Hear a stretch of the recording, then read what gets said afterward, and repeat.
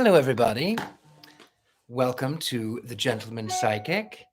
I'm going to let the clock go off, but while I'm in the middle of this, I am going to share with all of the socials of media so that people can find me. And thank you for all of the likes, the comments, and the shares. Let me see what is going on here. Okay, it says I am live, and then I have to share this one. Copy the link. I'm sorry I have to do this. I know there's the restream thing, but I have just never figured out how to personally do it. So we will do this one. Story time. And then we'll go over here.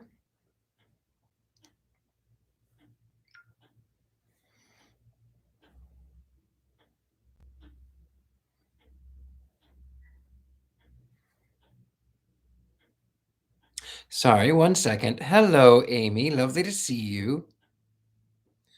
I just am doing the medias of social here. Story time. And publish that one. Excellent. Okay. Now, hello, lovelies. Soaring Eagle. Hello. There's the clock. We are right on time, it would appear. Let me just adjust myself so that I can.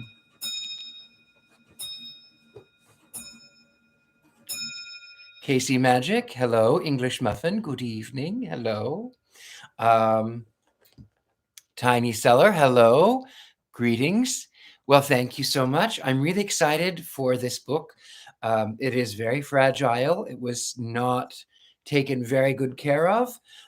So the pages are crumbling, but I will read it with goodwill and intention. And good books are meant to be read no matter what.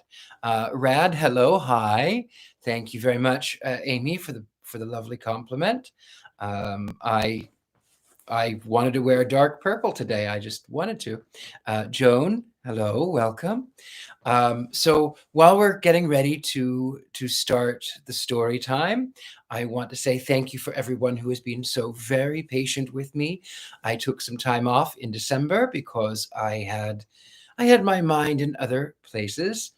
I am doing well, and I had a little issue with my own devil's motor, which is, as you know, my little antique car, Mr. Satan, as he's referred to. There was an issue with the clutch pedal, and my friend Jonathan figured it out for me. I was so afraid that I had messed up the clutch and that I would have to figure out how to rip the transmission out and redo it, even though we rebuilt it. And he says, no, it was just the clutch pedal is loose. So we had that fixed. But my Mr. Satan is definitely the devil's motor, as the case were. Yes. Hello, Joan. Good to see you too. I don't know if I said hello before, but hello again. Anyway, my lovelies, I want to also talk a little bit about, not only am I glad that you are here, I want to talk a little bit about drive-by preachings.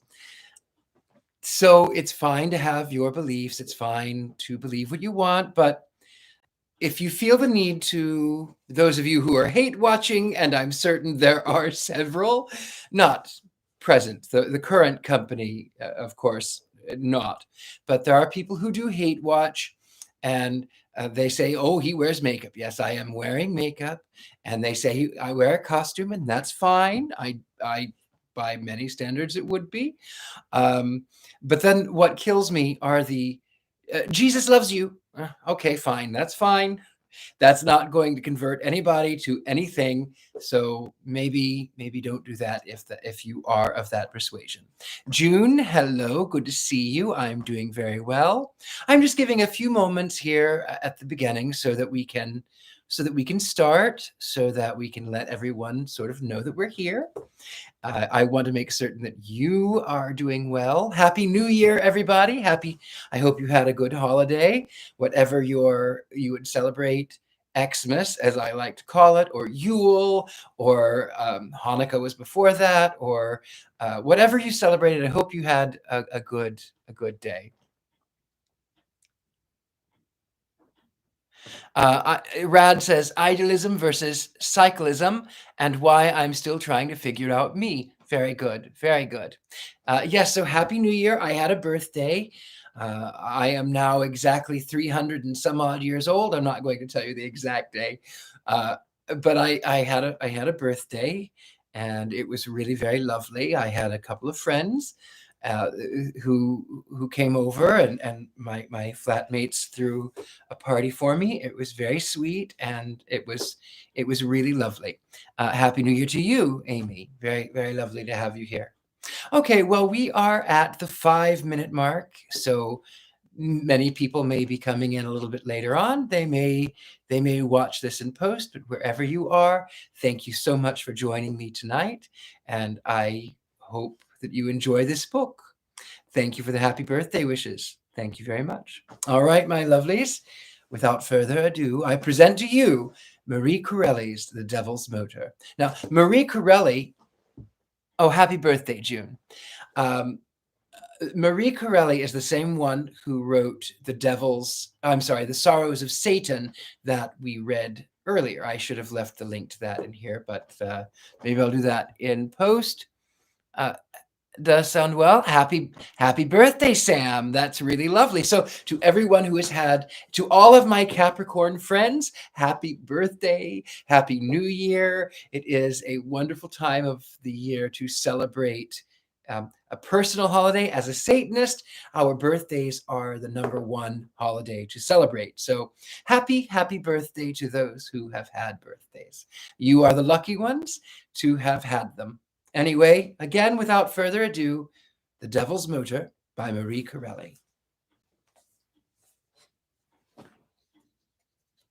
This book is very fragile.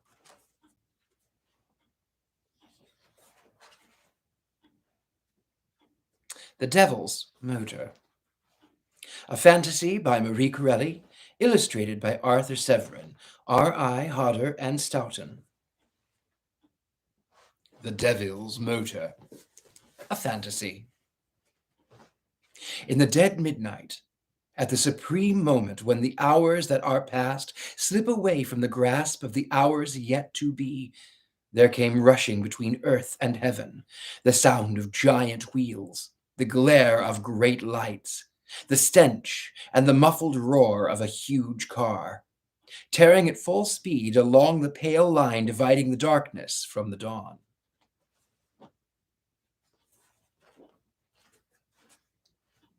And he who stood within the car, steering it straight onward, was clothed in black and crowned with fire. Large bat-like wings flared out on either side of him in woven webs of smoke and flame, and his face was white as bleached bone. Like glowing embers, his eyes burned in their cavernous sockets, shedding the terrific glances through the star-strewn space, and on his thin lips there was a frozen shadow of a smile more cruel than hate, more deadly than despair. On, he cried, still on with the endless rush and roar over the plains of the world that is gone, over the heights of the world to come, on, still on. Without pause, without pity, without love, without regret, follow me, all ye forces which are destined to work the ruin of mankind. Follow, on, over all beauty, all tenderness, all truth I ride. I, the avenger, the destroyer, the torturer of souls, the arch enemy of God. The kingdom of hell grows wide and deep. Praise be to man who makes it. I count up my growing possessions, an ever-breeding spawn of human lust and avarice. I breathe and live and rejoice in the poison vapors of human selfishness. The men of these latter days are my food and sustenance, the women my choice morsels, my dainty delicates. Brute beasts and blind they snatch at every lie I offer them.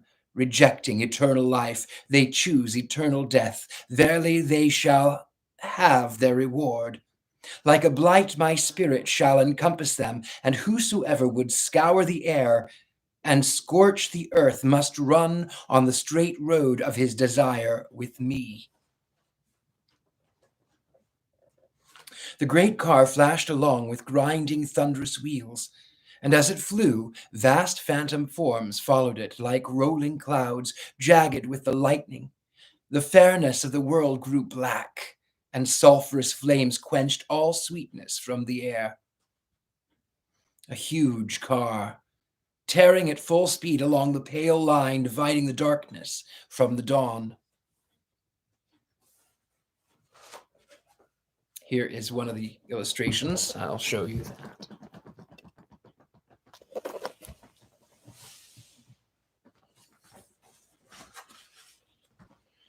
The forest dropped like broken reeds. The mountains crumbled into pits and quarries. The seas and rivers, the lakes and waterfalls dried up into black and muddy waters, and all the land was bereft of beauty. In the place of wholesome green fields and leafy woods, there rose up a gigantic city, built on every side and bristling with thousands upon thousands of chimneys, belching forth sickening smoke into the overhanging gloom which hid the skies. And the cities were full of deafening noise and crashing. Confusion, as of 10 million hammers beating, incessantly beating away all peace, all solitude, all health, all rest. On and on, into these countless prisons of stone and mortar, the demon of the car swept vast and ever-hurrying crowds of human beings, with the ferocious force of a mighty whirlwind sweeping dead leaves into the sea. No room to breathe, no time to think, no good to serve, he cried. Now shall you forget that God exists? Now shall you all have your own wild way, for your way is my way. Now shall you resolve yourselves back to an embryo of worms and apes, and none shall rescue. None shall rescue you, no, not one. For the 7 angels of the judgment day are surrounding their trumpets of terror. And who shall silence their voices, or stay the thunderings and lightnings, or the great earthquake? Hail and fire, and the trees and the green grass burnt up and destroyed. The sun and the moon, the day and the night smitten into one blackness. We will have no more virtues, no more hopes of heaven. Honor shall be as a rag on a fool's back, and gold shall be the pulse of life. Gold, gold, gold. Fight for it. Steal it, pile it up, hoard it, count it, hug it, eat it, sleep with it, die with it. Lo, I give it to you in millions, packed down and pressed together in full and overflowing measure. I scatter it among you, even as a destroying rain. Build with it, buy with it, gamble with it, sell your souls and bodies for it. There are devils enough in hell to drive all your bargains. Sneer at truth. Defeat justice, snatch virtue's mask to cover vice, drug conscious, feed and fatten yourselves with lusts of animalism, till the cancer of sin makes you a putrefaction and an open sore in the sight of the sun. Come and learn from me such wisdom as shall compass you your own destruction. Unto you shall be unlocked the under mysteries of nature. And the secrets of the upper air you shall bend the lightning to service, and the lightning shall slay. You shall hollow out the ground and delve a swift road through it for yourselves in fancied proud security, and the earth shall crumble in upon you as a grave. And the cities you have built shall crush you in their falling. You shall seek to bind the winds and sail the skies, and death shall wait for you in the clouds and exult in your downfall. Come, tie your pygmy chariots to the sun, and so be drawn into its flaming vortex of perdition.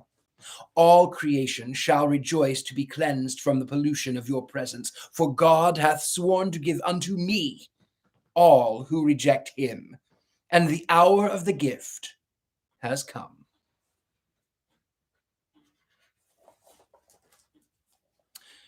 The ripple of the sweet waters and the refreshment of the murmur of the cool grasses waving in the fields of peace.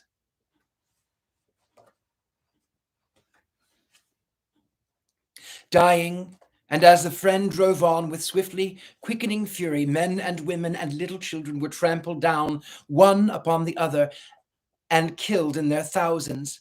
The car was splashed with thick human blood, and he who was clothed in black and drowned with fire shouted exultingly as he dashed along over massacred heaps of dead, mutilations, and the broken remnants of thrones.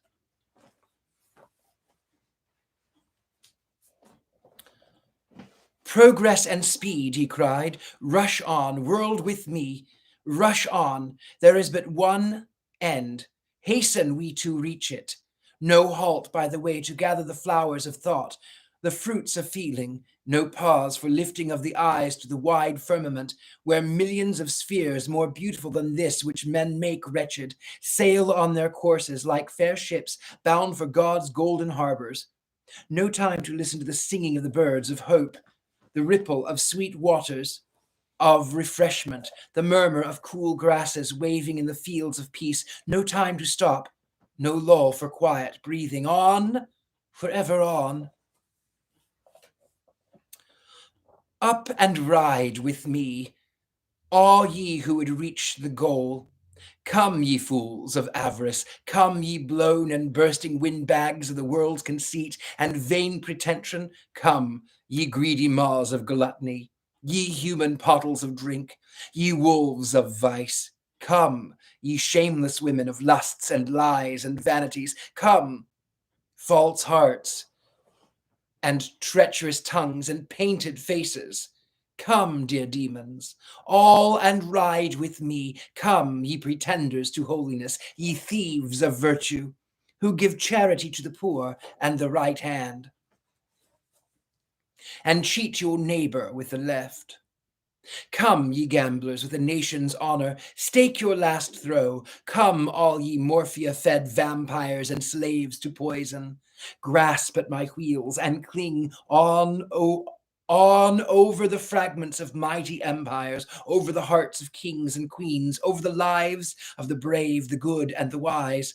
Trample them all down and crush them into dust and ashes. What shall we do with wisdom, we who have done with God? What with purity? What with courage? Naught are these but reproach and bitterness, mere obstacles in the road, which leadeth to destruction. Ride then down, on and on, to the destined end. On with rush and hurry and painting eagerness to reach the only goal, the last of winning posts, the close of certain ties, the grave. Like a flashing blur of fiery wheels, the car now spun along in the blackness of the night, and the drifting phantoms around were as great grey sails swelling with the angry blast and sweeping it onward through the dark.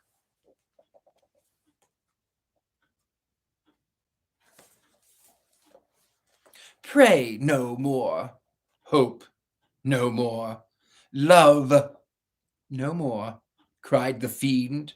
Be as the shifting sands or as the trembling quicksilver, inconstant, capricious, ever in motion, never at rest. Change, change, and revolt. All ye who weary of old things, behold, I give you new.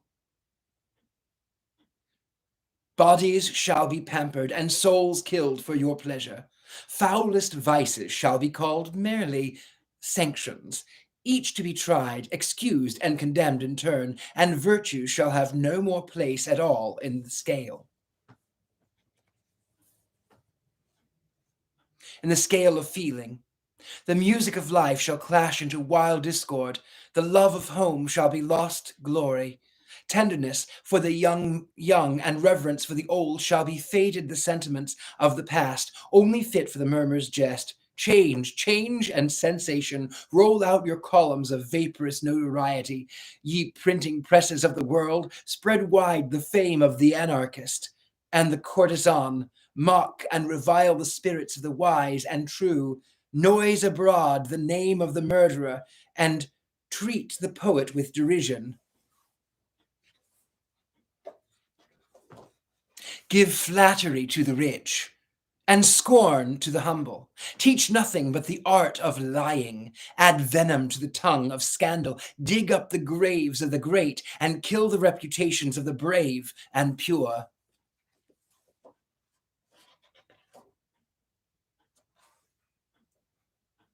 Help nothing on that is noble, nothing that is honest, nothing that is of God.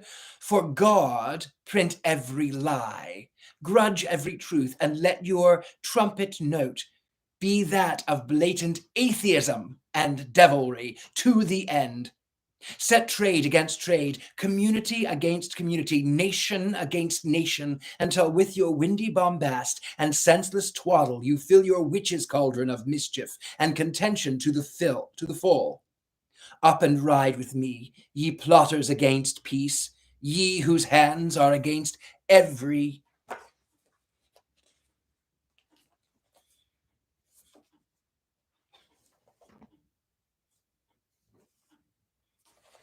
Sorry, there's a page stuck together.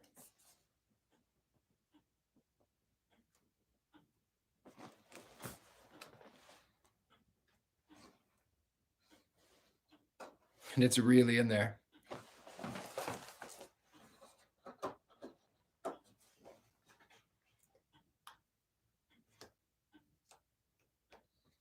Well, against every, by this light was seen a monstrous ridge of dense blackness, jutting sharply over some vast, incalculable depth of horror.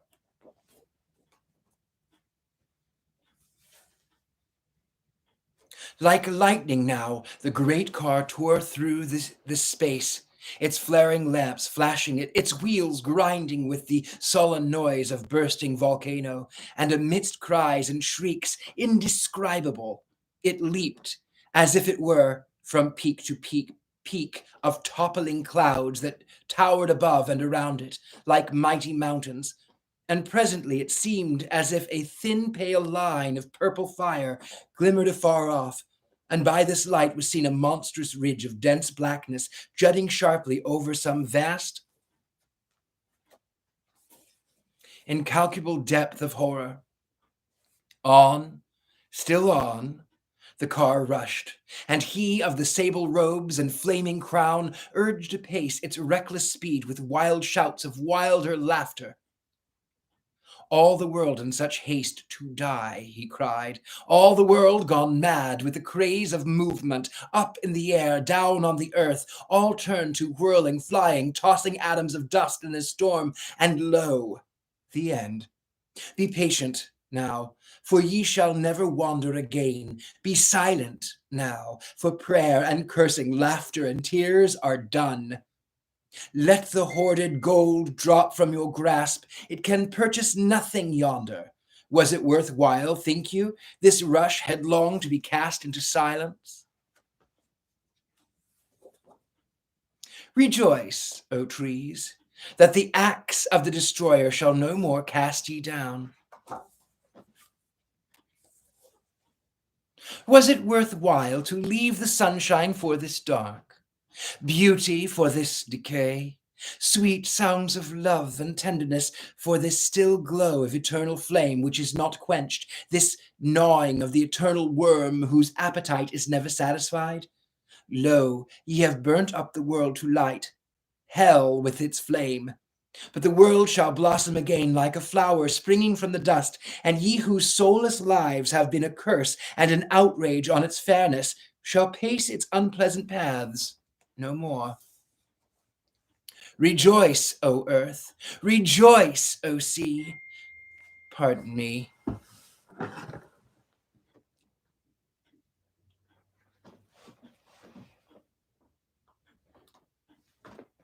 So that I'm not being disturbed in the middle of that.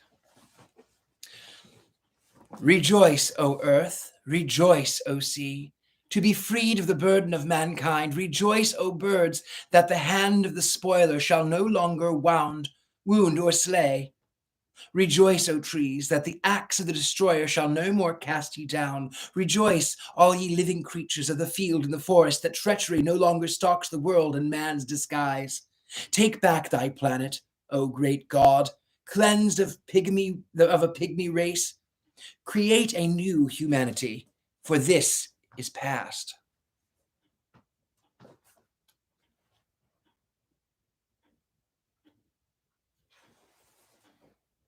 Like a vast shadow between earth and heaven, the demon stood.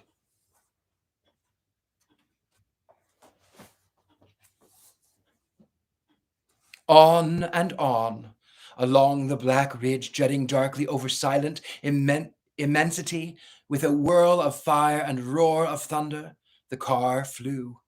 And then, as if for one brief, breathtaking part of a second, it paused. Like a vast shadow between earth and heaven, the demon stood, his bony hand on the steering wheel, and every point in his flaming crown scintillating with the sparkle of a million stars.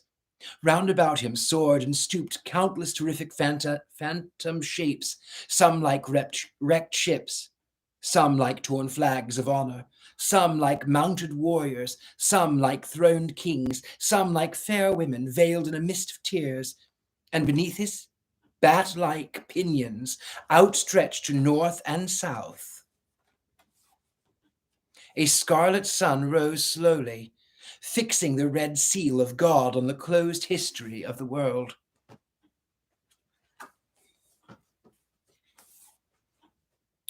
There glimmered a pale crowd of white faces, upturned wild eyes, and imploring hands, all crushed together in a writhing mass of agony. But no sound came from those dumb mouths agape with terror. All were silent as death itself, and only the thunderous roar of the car echoed through the space as after that infinitely brief pause, it dashed furiously onward and down, down, down, down sheer over the edge of that mystic precipice into that fathomless abyss of the unseen and unknown.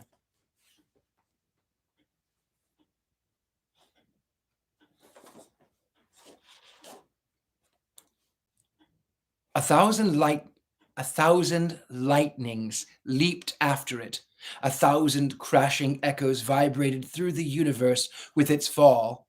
One frightful human cry shuddered up to heaven, and then silence.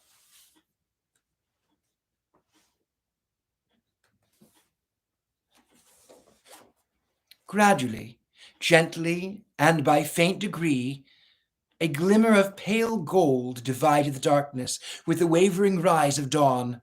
A cool wind parted the air into sweet breaths of fragrance, and in the center of the awful stillness, a scarlet sun rose slowly, fixing the red seal of God on the closed history of a world.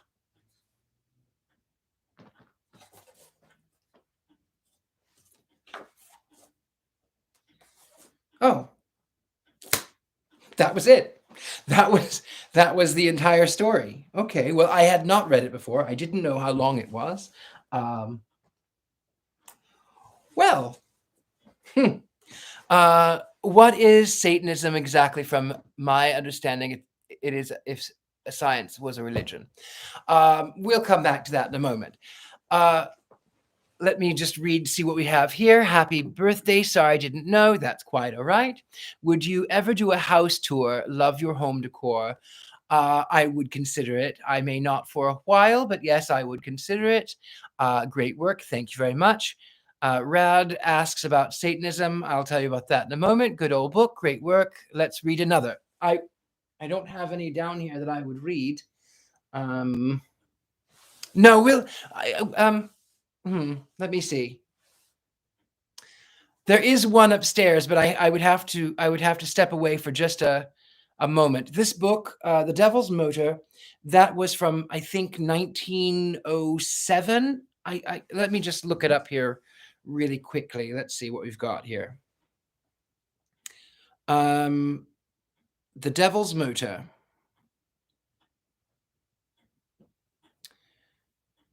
The Devil's Motor, Marie Corelli. Let's see.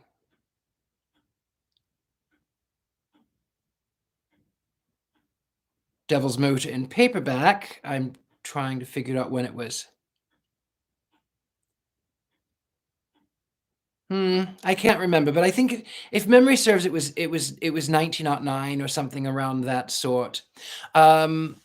Great story and happy belated birthday. You're very welcome. Well done on the reading. Thank you so much. Thank you very much, Mary Jane. It was quite a lovely one. I think I can do a quick one, but I would have to run away for just about 30 seconds. So if you hold on, I know there will be people coming. Normally, I would have prepared something for this. I didn't realize it was only half an hour of a read. So 30 seconds max. I'll be right back.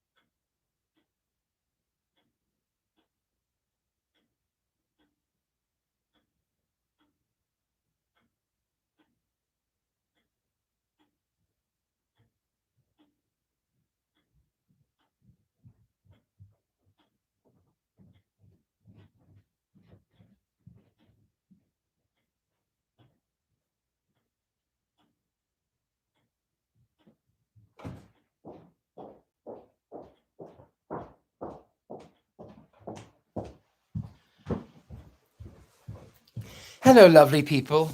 I am so sorry. June says, sorry, but I fell asleep. An important phone call coming in. Thank you for reading. You're very welcome. Okay, let's see. Great story and happy belated. Thank you very much. Sounds great. Who is that painting? I have no idea who that is. Okay. Well, I am back. Hello, everybody. So that was a lot quicker than I thought, The Devil's Motor. But I ran upstairs and I grabbed some of my favorite children's books that I thought we could read. So does that sound good to everybody? You can just let me know right there in the comment section. And let's see, which one shall I start with? I'm going to start with one that I haven't read to you before, and I thought it was rather charming. It's the Frog Follies. So we'll do that one. Okay. There was a frog, lived in a bog, a frog of high degree, a stylish youth, and yet, forsooth, a bachelor was he. He had not wed because he said he'd ne'er find in his life seen the bog a pollywog he cared to make his wife. But one fine day, when he was dressed up gay, when he passed a pretty house, and there beside the window spied a most attractive mouse, he raised his hat, and gazing at Miss Mouse in suit of grey, he made a bow, likewise a vow to marry her straight away.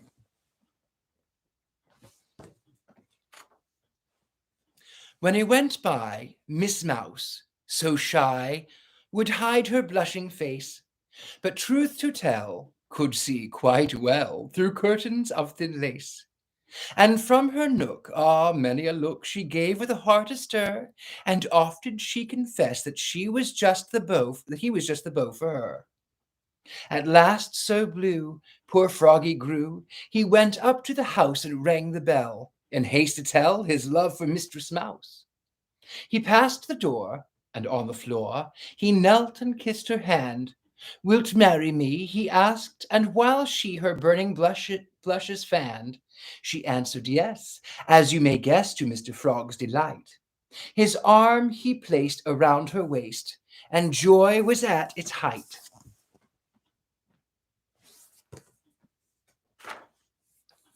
The wedding day was set straightway.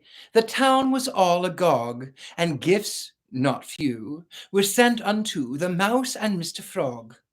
And never yet was banquet set, in country or in town, with fare more rich than that to which the wedding guests sat down. And after all, there was the ball, for which the band was hired, and to its airs full 50 pairs danced till their toes were tired.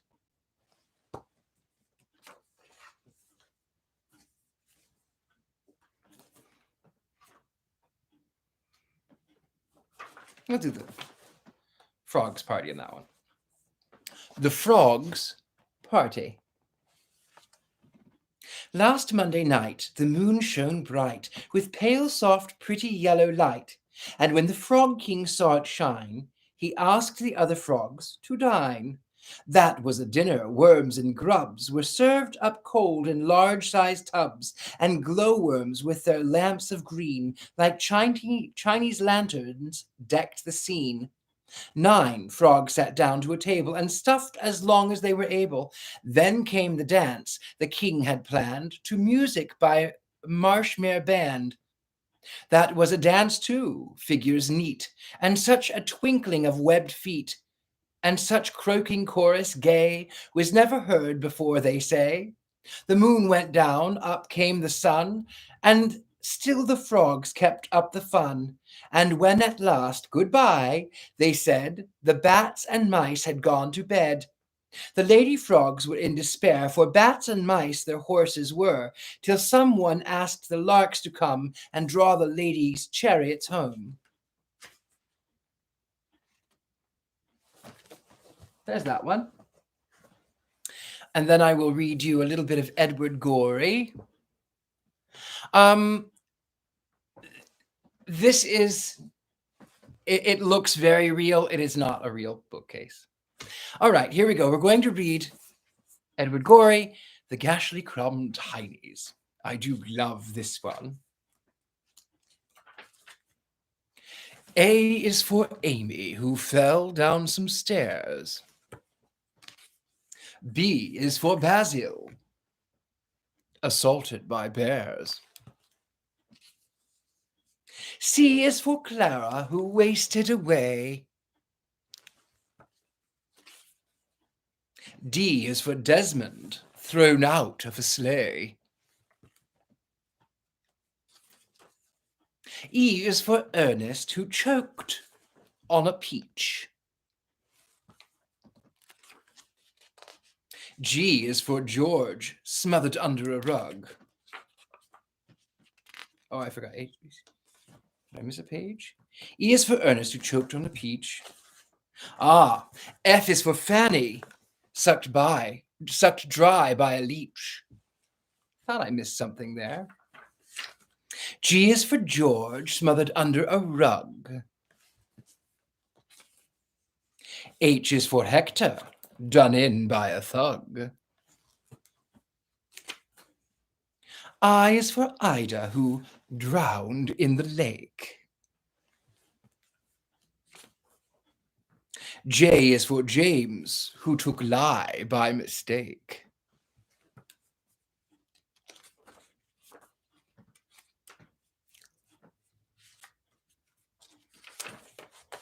K is for Kate, who was struck with an axe.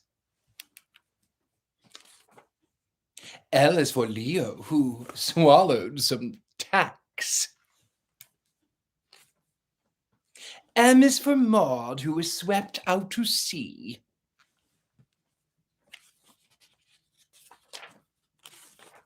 N is for Neville, who died of ennui. O is for Olive, done in by an awl. P is for Prue, trampled flat in a brawl. Q is for Quentin, who sank in a mire. R is for Rhoda, consumed by a fire. S is for Susan, who perished of fits. T is for Titus, who flew into bits. U is for Una, who slipped down a drain. V is for Victor, squashed under a train. W is for Winnie, embedded in ice. X is for Xerxes, devoured by mice. Y is for Yorick, whose head was knocked in.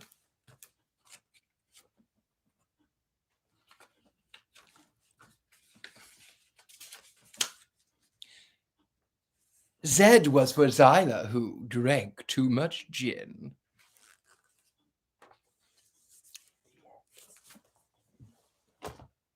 Now let's see.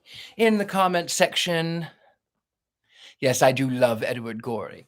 In the comment section, which one do you want to hear first? Oh, you know what? No, I'm just going to tell you. We're going to read this one, the last one, before bed, because since we started off with The Devil's Motor, we might as well end off with, well, a car-related book. This next story is one that I had when I was a little boy, and it inspired me. I wanted so badly to live in a Second Empire home that was haunted. And so here we go. I'm going to read to you A Visit to the Haunted House. Now, this one is a pop-up book, so it's going to present its own challenges, but I will show you the book. As a boy, as a wee lad, I used to say, I live there. I live there. I own that house. Anyway, The Haunted House. Halfway between a little town called Sassafras and a little town called Liesbediza on a high hill was a big, old house that was so spooky and scary that everyone said it was haunted. Every night, strange noises came from Halfway House, noises that sounded like ghostly screams and witches' laughter, and horrible creatures were seen flying in and out of the windows. It's no wonder that people from Sassafras and Liesbediza were afraid to even go near Halfway House. One day, Tommy Tribble, who lived in Liesbediza, got a new kite, and he called up his friend Stephanie Pepper, who lived in Sassafras, and said, "Let's go fly my kite." "Right," said Stephanie. "I'll meet you at the high hill by the Halfway House." But Halfway House is haunted." "Oh, pooh," said Stephanie, who was 6 and as brave as anything. "There's no such thing as ghosts, and that hill is the best place to fly a kite. Besides, we won't go in the house." "Okay," said Tommy, who was almost 6 and very brave too. So they went. The wind was so strong that it was hard to hang on to the kite. Tommy and Stephanie both had to hold it, and the kite kept blowing closer and closer to the horrible haunted Halfway House. Suddenly, snap! The kite string broke, and Tommy Tribble's bright new kite sailed right into an open window of the haunted Halfway House. "Aw, that's too bad," said Stephanie sadly. Let's go home now. It's starting to get dark, and I'm scared. I thought you were brave. Now's your chance to prove it, cried Tommy. I'm going in there to get my kite. You're going with me. Stephanie shivered and shook her head no. But when Tommy laughed at her, she decided to go. She didn't want him to think she was a scaredy cat. Tommy took Stephanie's hand and they walked up to the big old front door of Halfway House. It looked like it hadn't been opened in about 77 years, and it was covered with musty, dusty spider webs. It's probably locked. Let's go home, said Tommy. But just then, creak, the door opened all by itself.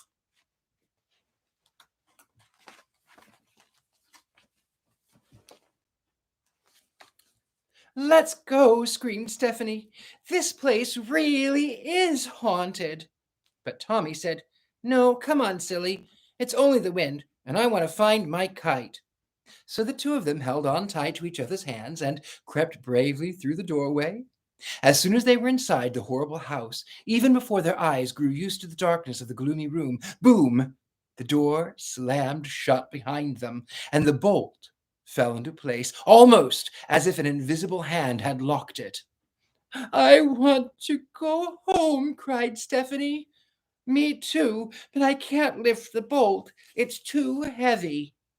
Just then, the children heard flap, flip, flapping sound. They looked up and saw a bunch of black, furry bats flying right at them.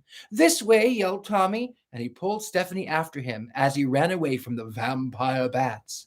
But those creepy creatures chased the children further into the haunted house, past cobweb-covered caskets, through dark halls with clammy walls, and up a creaky, squeaky flight of stairs. As the children began climbing the rickety old staircase, they heard the rattling chains, and further away, the sound of fiendish laughter. Then it became very, very quiet. Too quiet.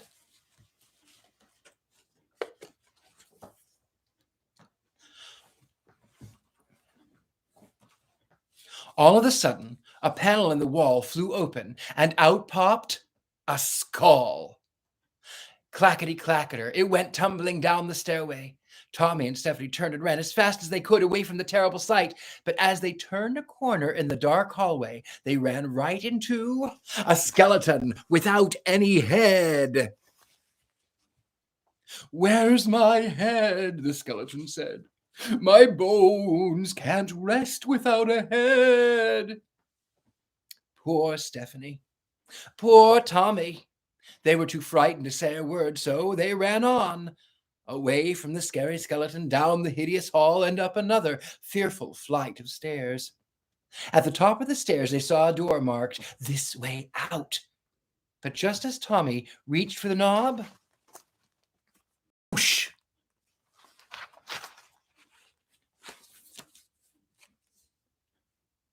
A trapdoor opened beneath them, and they went tumbling down, down, down through a long, dark tunnel, and Tommy and Stephanie landed kerplunk in a room full of ghosts. Ooh. The grinning ghosts were flying around the room, twisting and turning, moaning and groaning. Tommy's eyes were as big as saucers. Stephanie was as white as a sheet. They had to find a way out. Any way out. The ghost kept forcing them back against the wall. As they leaned against the wall, a very strange thing happened. A secret panel began to open. It was a hidden door they found by accident. And on the other side, they saw a funny little man operating lots of strange machines.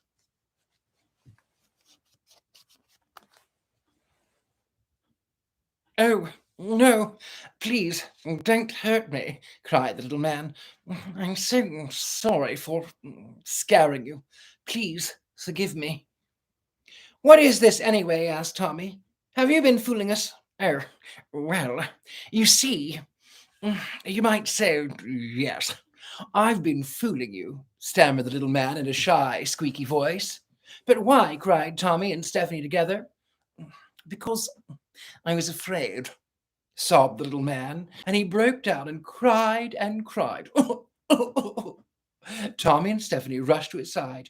There, said Stephanie. Please don't cry. We forgive you. We want to be your friends. Yes, said Tommy. We want to help you. Please tell us why you wanted to scare us. Well, you see, I'm very shy, said the poor little fellow, as he dried his eyes. My name is Mr. Bishfellow. I'm afraid of people, so I decided to build all these machines to make people think their house is haunted. I have ghost machines, skeleton machines, bat machines, scream machines, just every kind of creepy machine imaginable. Well, you sure fooled us, said Tommy. Just then he saw his kite. Hey, there's my kite. May I have it, please? Of course. You know, I'm really glad it blew in here. You're the first guests I've ever had, and you're really very nice. Everybody's nice, said Stephanie. At least everybody in Sassafras and Lee's Padiza. As nice as you. Oh, yes, said Tommy. Well, I've just never been around people before. I thought they were all horrid and mean. Certainly not, said Stephanie. Hey, listen, I've got a great idea, cried Tommy. I'll bet you could sell tickets to this here haunted house. Lots of people from Sassafras and Leespediza would come. To be scared? Asked Mr. Bashfellow. It's fun to be scared when you know it's just pretend, said Stephanie. It would be very nice to have more friends like you, said Mr. Bashfellow, as a happy blush spread over his face. I think it's a wonderful idea. And the very next day, Mr. Bashfellow, with some help from his new friends, opened the Halfway House of Happy Horrors.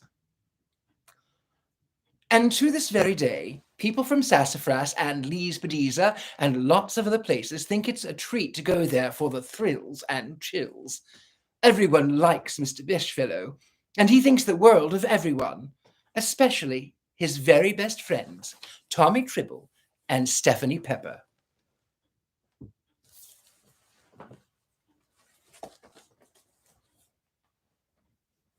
Yes, I was doing a little bit of a Tim Curry there. I always thought it was kind of funny the way that Tim Curry it's a little bit more. I like it better that way than a whiny little old man. I thought it was better. Anyway, my next story that I'm going to read for you is All in a Day's Work. We started off with Marie Corelli's The Devil's Motor, and we're ending off with a very sweet little tale that was read to me when I was just a baby, and it helped me. Do I know the illustrators of the frog one? Let's see. The frog one is from 1984, Shackman and Company Incorporated, printed in Hong Kong. That's the only information that there is. I don't even know if you can see that. Oh, it's backwards. Anyway, Shackman and Company. That's what that says. Now, okay, Satanism. Rad, I'll tell you. Satanism is a personal thing. It is largely atheistic, though the Church of Satan has lesser and higher magic, which is more about the self. The Satanic Temple does not believe in magic, to the best of my knowledge.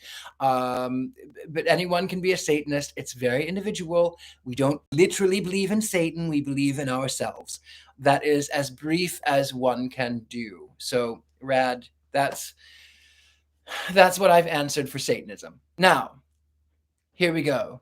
That pop-up book was very fun. All of the selections have been. Well, now we're going to do All in a Day's Work. This one, as I said, was read to me as a little boy. That book was around the same time, and that inspired my love of spooky old houses.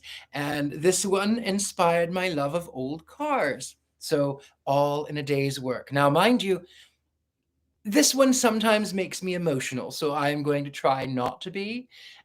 King Tan, I can see what you're doing there. I don't care at all. You can do your Allah, whatever. I don't care. Allah, Aliyu Akbar, whatever. I don't care. Whatever. Anyway, all in a day's work.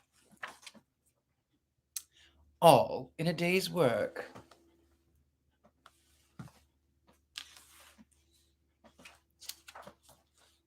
Once upon a time, there was a little old car. One side was banged in, one door was gone, and its engine made a loud chug, chug. But it ran along down the road just the same.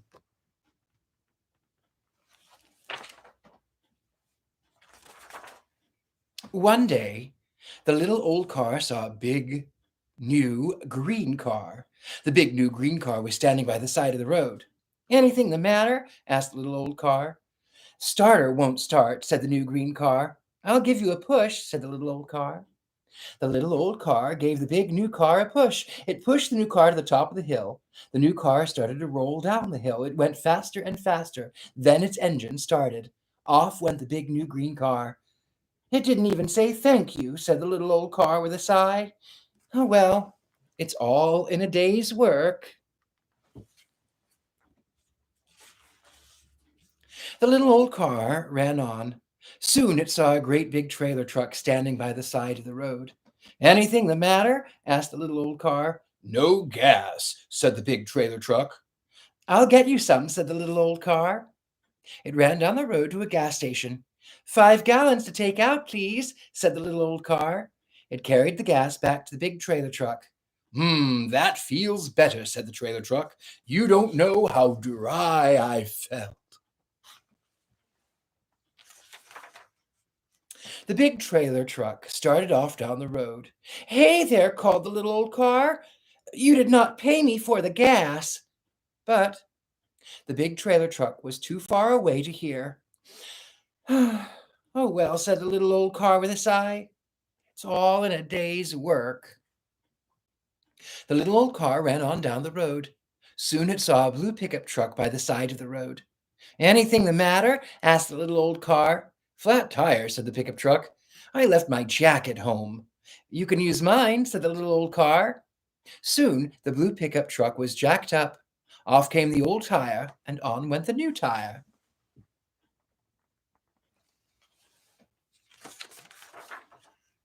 "That feels better," said the blue pickup truck. It ran off down the road.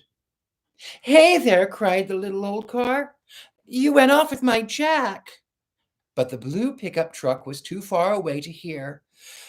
"Oh well," said the little old car with a sigh. "It's all in a day's work." Summer passed. Winter came. Snow fell. The road was icy. The little old car ran slowly down the road. Suddenly, a dog ran out into the road. "Look out!" cried the little old car. The dog was in a hurry. He was late for his dinner. He did not see the little old car. He ran right in front of it. The little old car stopped as fast as it could. It did not hit the dog, but its wheels began to slip on the ice. It began to slide to the edge of the road. "Oh dear!" cried the little old car. Crash, bang, it hit the fence. Bang, crash, it went through the fence. Then the little old car rolled down the bank. There it lay in the snow and the mud. And evening came on. "No one will ever find me here," cried the little old car. "Now I'm good for nothing but the old car dump." All of a sudden, the little old car heard a noise. A big trailer truck was coming up the hill slowly. The lights of the big trailer truck lighted up the road. The lights of the big trailer truck lighted up the fence. Something had gone through the fence. "What is this?" cried the big trailer truck, and it stopped. Then it saw the little old car.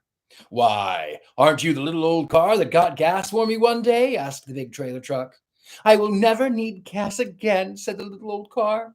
"Don't stop for me. I am done for. I am good for nothing but the old car dump." "Don't be too sure," said the big trailer truck. Just then came the honk honk of another car. Down the road came a big new green car. Its headlights were very bright and new. "What's the matter here?" cried the big new green car. It stopped. It looked down the bank. There lay the little old car in the snow and the mud. "Why, you're the little car that gave me a push one day," said the new green car. "My starter would not start." "My starter will never start again," cried the little old car. "Go away. Just leave me here. I'm good for nothing but the old car dump." "I'm not so sure," said the new green car. Honk, honk, honk. Another car came down the road. It was a blue pickup truck. It stopped. "Hey, what's the matter there?" asked the blue pickup truck. It looked down the bank. It saw the little old car. "Why, that's the little old car that let me use its jack," said the blue pickup truck. "I forgot to give it back."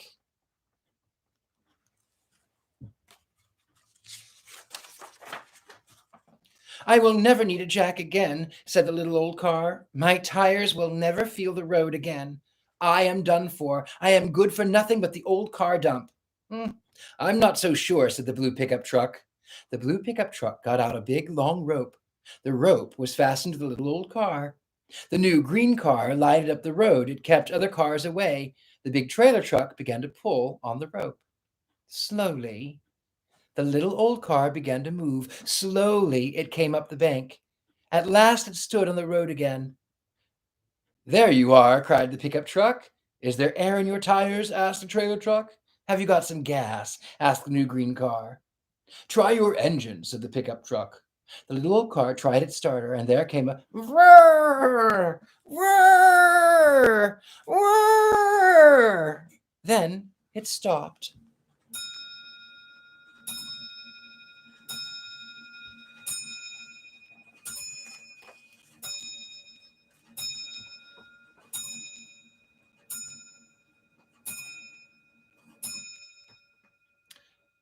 "Try again," said the trailer truck. Whirr, whirr, went the starter, and then suddenly it went chug, chug, chug, chug, chug. "Three cheers!" cried the pickup truck. "Is everything all right?" asked the new green car. "How do you feel?" asked the pickup truck. "Can you make it?" asked the big trailer truck. Slowly, the little old car started down the road. It was good to feel the road under its tires again. It was good to feel gas in its engine again. It was good to be out on the open road again.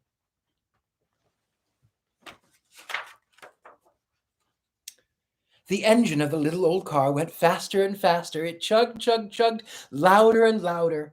Its lights grew brighter and brighter. "Thanks," it honked. Honked the little old car as it ran down the road. "That's all right," called the big trailer truck. "Glad to be of help. It's all in a day's work."